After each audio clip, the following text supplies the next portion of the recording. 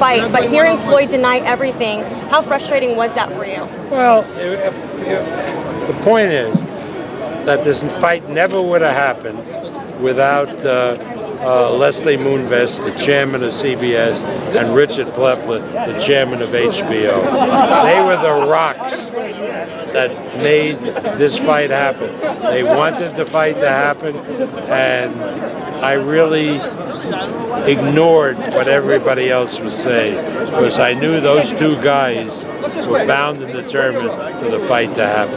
What was the most difficult part of the contract of negotiating something? Was there one thing in particular that you found absolutely frustrating? What I found most absolutely frustrating was there were no points of contention.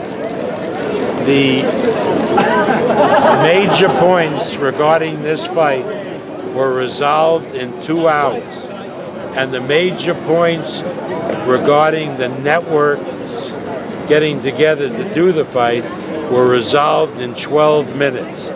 Everything else was ego and verbiage, was bullshit.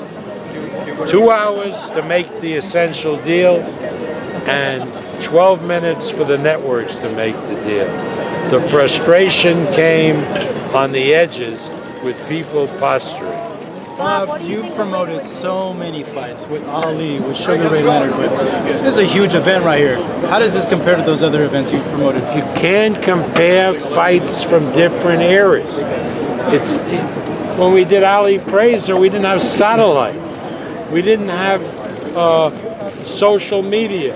We didn't have television. Things were so big, you needed 3 guys to carry the television. It was totally and completely different. Even when in the last century, during the Leonard era and Hagler, totally different. We didn't have pay-per-view. This is now this century. So all I can really address is this century. And in this century, this is the biggest fight of this century. Bob, since we don't have to talk about the politics behind it not happening anymore, how do you see the actual fight playing out? I really think Manny has too much in his arsenal. I think he's quicker. He's he throws a lot more punches than Floyd does. I think Floyd's going to have a lot of difficulty dealing with Manny. Did you end up having to talk to Floyd Mayweather directly during the negotiations for this fight at all? No.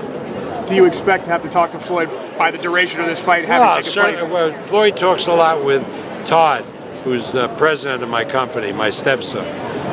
Todd and Floyd, I've always had a very good relationship.